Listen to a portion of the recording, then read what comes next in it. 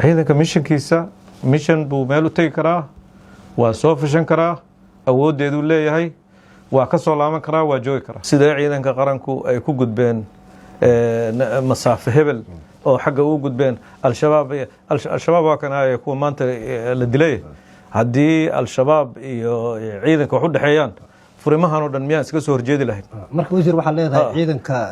gudbay leega maray maaragtay yaqbari weena maray gobolka Shabeellaha Hoose ilaa gobolka Baay buura ka batay waxa hawlgalkaas ku socdeen waxay uga duwan yihiin ciidankii Baraawo tagay ma jiraan inta xamar ka lugeeyay kuwii Baraawo tagay kuwii Jannaale tagay kuwii Qoryooley tagay waxay uga duwan yihiin ma jirto waa ciidankaas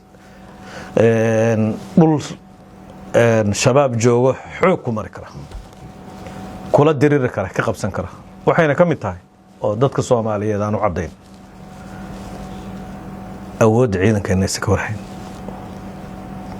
awood ciidankeenu inta Kismaayo ka soo baxeen jilib ku yimid wada haddii nin siyaasi ah ama kooxaha safaaradahan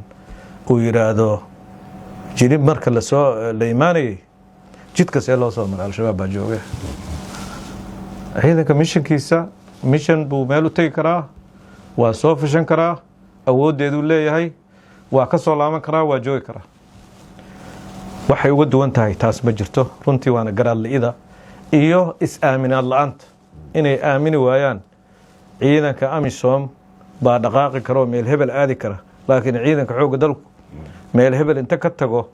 awoodiisa inta dhex jabaaxo ma tegi karo meel hebel waa garaad darrida siyaasiyiinteenaan meeshaan joogta iyo camal la'aanta haysa marka annaga u sharaxayna ciidankeena iyo awoodday u leeyihiin ciidankeena ciidankii hore ay yaqaaneen maaha midka daciifka ah oo ay meelaha u maleynayeen maaha midkii xaafadaha iska joogay oo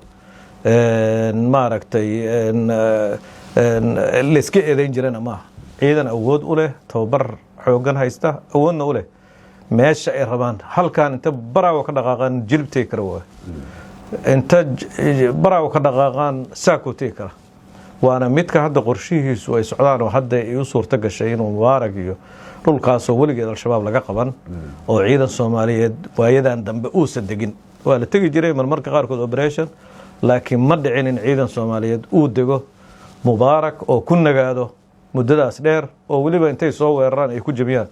ma dhicin ciidanka marka ciidanka awooddaas leh ayaan runtii dhisaynaa waana ciidan qof kastoo Soomaaliya ay tahay inuu ku faano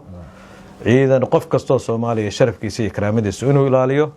qofkii ku xadgudbayo la arko inuu ku xadgudbayo dana yar iyo ama wuxuu asagu ismoodsiiyay ama isku maleeyana in laga qabto gacanta in laga qabto